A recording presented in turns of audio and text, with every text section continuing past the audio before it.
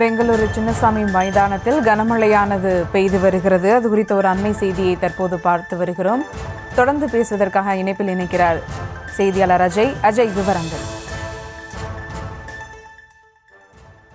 தற்பொழுது இந்த பெங்களூரில் இருக்கக்கூடிய சின்னசாமி மைதானத்துல லேசான மழை என்பது தொடங்க இருக்கு. ஏற்கனவே இந்த மழையினுடைய ஒரு சொல்லப்பட்டது மழை இருக்கும் என ஏற்கனவே கணிக்கப்பட்ட நிலையில தான் தற்பொழுது இந்த மழை என்பது ஏற்பட்டிருக்கிறது. பெங்களூரு நகரம் முழுவதுமாகவே ரசிகர்களுடைய எண்ணிக்கை என்பது மிக அதிகமாக காணப்பட்டு வரக்கூடிய நிலையில அந்த பரேட் வாகன அணிவகுப்பு என்பது போக்குவரத்து காரணங்களுக்காக தடை செய்யப்பட்டது. அதன் பிறகாக மைதானத்துல அணியினுடைய வீரர்கள் வருகை தந்து அங்கு கொண்டாட்டங்கள் நடத்தப்பட்டு ரசிகர்கள் அவர்களுக்கு வரவேற்பு அளிக்கலாம் என தெரிவிக்கப்பட்டிருந்த நிலையெல்லாம் சின்னசாமி மைதானத்துல ஏராளமான மழை என்பது பெய்ய தொடங்கி இருக்கிறது. அந்த மழையையும் பொருட்படுத்தாமல் தான் தற்பொழுது மைதானத்துக்குள்ளே ரசிகர்கள் வர தொடங்கி இருக்கிறார்கள். அது மட்டும் இல்லாம விதான் சௌதா வளாகத்தில் இருந்து சின்னசாமி மைதானம் வரையில் ஸ்ட்ரக்சர் அணிவகுப்பு இல்லாமல் பேருந்து வரும் கிட்டத்தட்ட ஒரு 1.5 கிலோமீட்டர் இடைவெளி அந்த விதான் சௌதா வளாகத்திற்கும் சின்னசாமி மைதானத்திற்கும். அந்த 1.5 கிலோமீட்டர் இடைவெளியில